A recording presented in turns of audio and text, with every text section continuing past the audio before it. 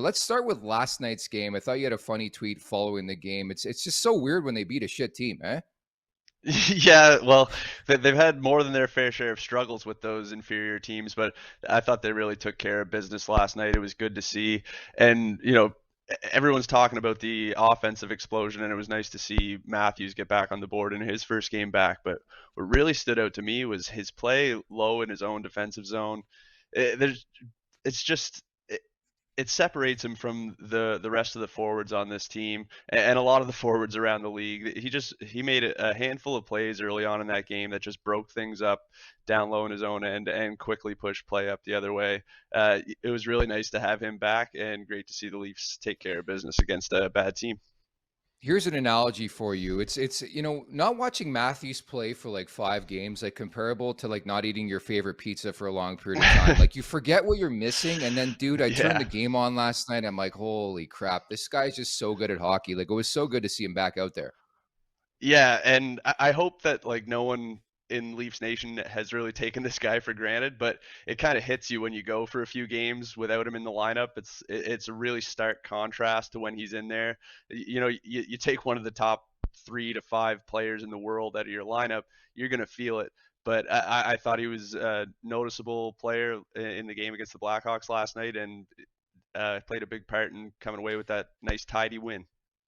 Where do you stand in the Patrick Kane conversation? Because I've been on record in saying like you have an opportunity to go after Patrick Kane. You at least invite that conversation, if you will. Obviously, he hasn't had a great season, but he had 92 points last year. Like he's still a really good player, and to me, it's very comparable to like Claude Giroux last year, where he really struggled in Philadelphia, gets dealt, and he becomes Claude Giroux again. What's your feel on Patrick Kane and maybe his sort of parallels to being a Toronto Maple Leaf here? Well, I think Kyle Dubas and his staff wouldn't be doing their due diligence if they weren't at least checking in and kind of investigating where his head is at in terms of his preferred destinations, checking in with Kyle Davidson and seeing exactly what it's going to cost to acquire a Patrick Kane.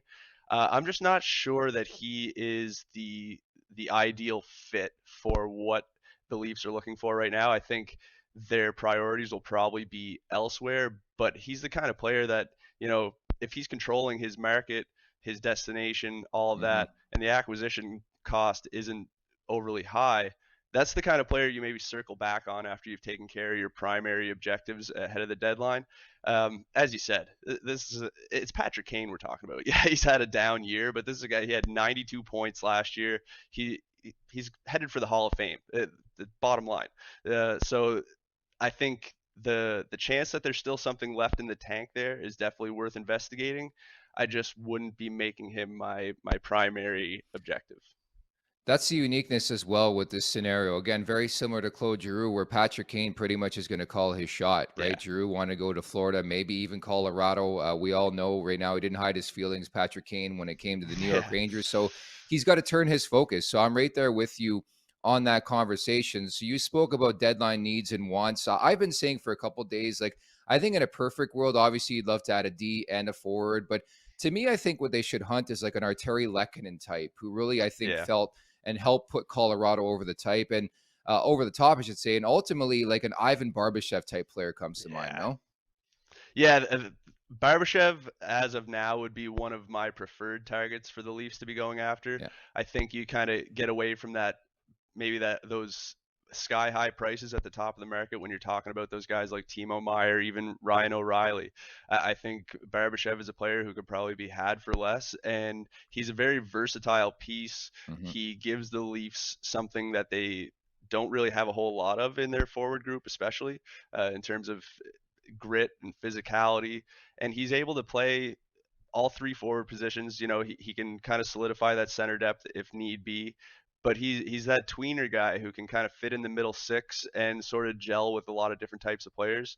Barbashev is definitely a player I'd be interested in the Leafs targeting ahead of the deadline.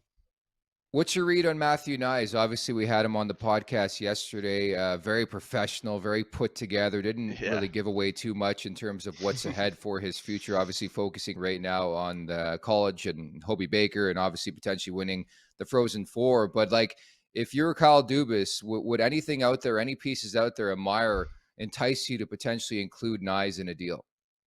The only one for me would be Timo Meyer, and even Yeah. then, without any kind of certainty in terms of his future and how long you're going to be able to retain him. I know he's got that massive qualifying offer he's Hmm. due this summer, so that would be a really tricky thing for Dubas and his staff to navigate.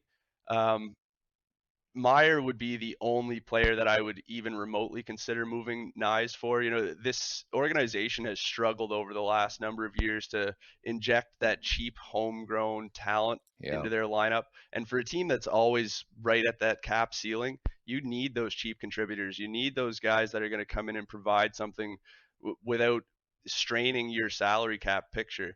And when you've got a player like Matthew Nyes, he's almost like a ready-made asset. You know, I'm not saying that he's going to step in and be an immediate answer for the top six or anything like that, but there's just so many pro-level traits to his game. He's just so close to being able to, like, for example, I think he could step in on the fourth line tomorrow and contribute no problem on the fourth line and be, a positive, impactful piece on that unit. And then the ceiling for him to grow into something more than that is obviously there as well. So if you're talking about moving off of a player like that, I think you've got to be really, really careful when doing that, and it would have to be for an impact piece that you're going to have in your lineup for the foreseeable future, like a guy like Meyer, if you are able to work out that extension.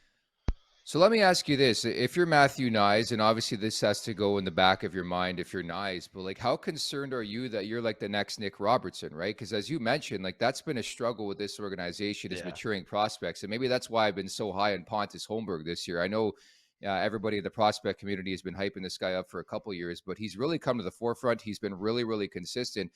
But from the Nyes department, I wonder if that's a bit of a reservation on their part, thinking, hey, like this is what happened with Nick Robertson. Not to say that Robertson's lost or anything, but Yeah.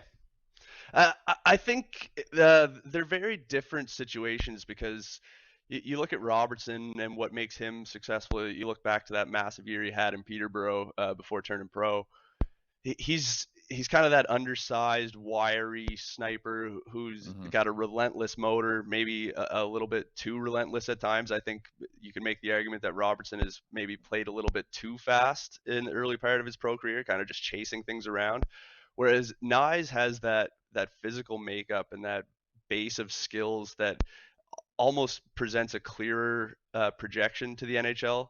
I think, in terms of overall upside, they're probably pretty similar players, but I think when you're talking about the floor of what they're going to be able to contribute at the NHL level, Nyes is, a far safer, clearer projection who's got kind of a clearer path to being an NHL player. So who are some of the guys to look out for? Obviously, it is deadline time. They're going to have to attach a couple prospects into the conversation. Just looking at some of your Yeah. lists that you put forward, obviously, Robertson's still in the mix there, but he's done for the year. Nyes goes without saying is their top prospect, top in the MLA. Of course, the defenseman Fraser Minton. You've been high on this year too. Yeah, I think Minton was a bit of a surprise pick last year when the Leafs grabbed him at 38th overall. Yeah. Just looking at all the public draft boards and places like Elite Prospects, Dauber Prospects, etc.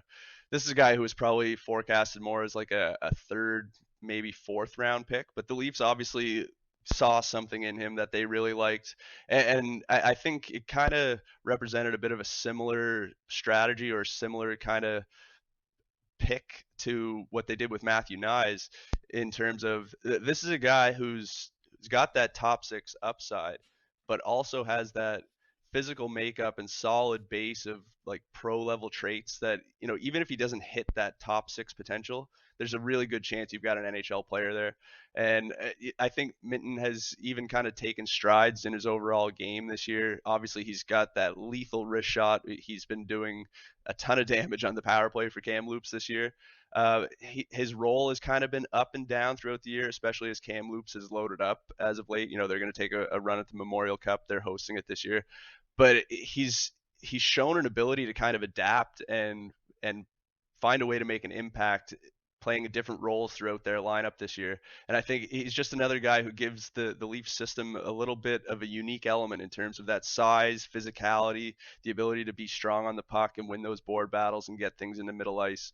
And there's not a whole lot of projectable center depth in the organization. So to have a guy like Minton, I think it's definitely looking like a good pick so far.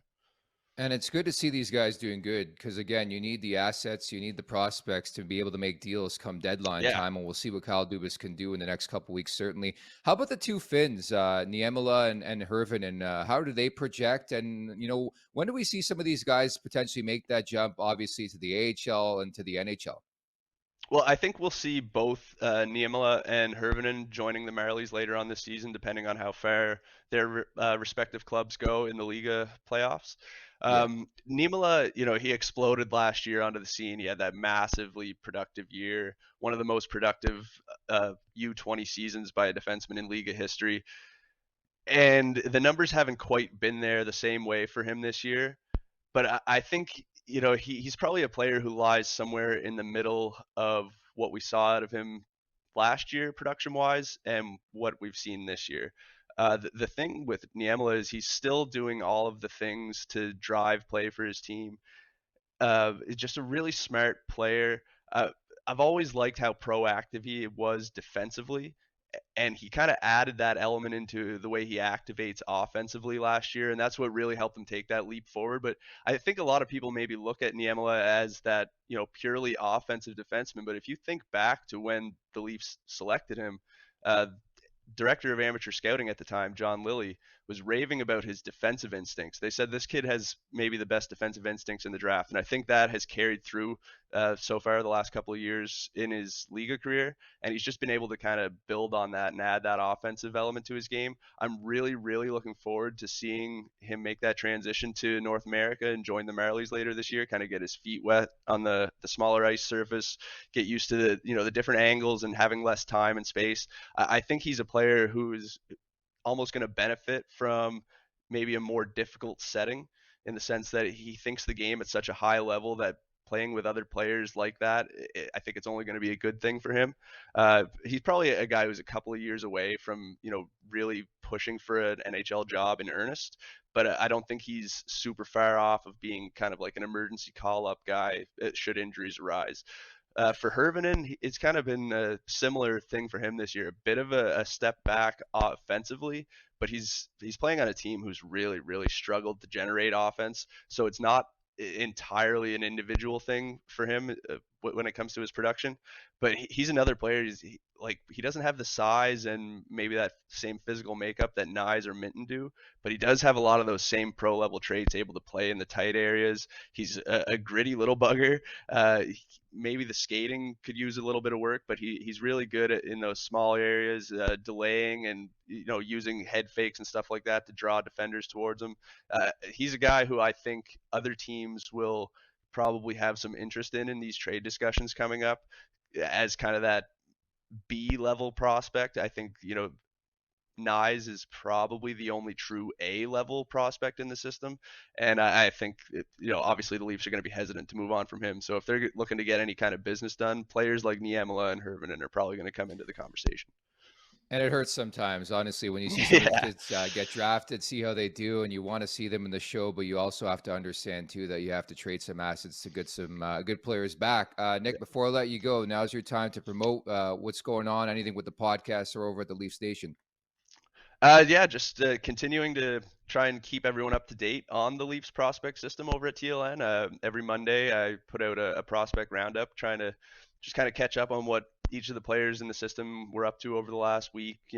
Trends, if they're hot and cold, kind of what's going on with them. And yeah, it's been a ton of fun starting up the Lamenting the Leafs podcast with a couple of my best friends. It's a couple years now we've been doing it, and yeah, just really enjoying it. It's kind of a more relaxed look, just a couple of buddies sitting around kind of shooting the shit about the Leafs. And yeah, I hope you'll check it out.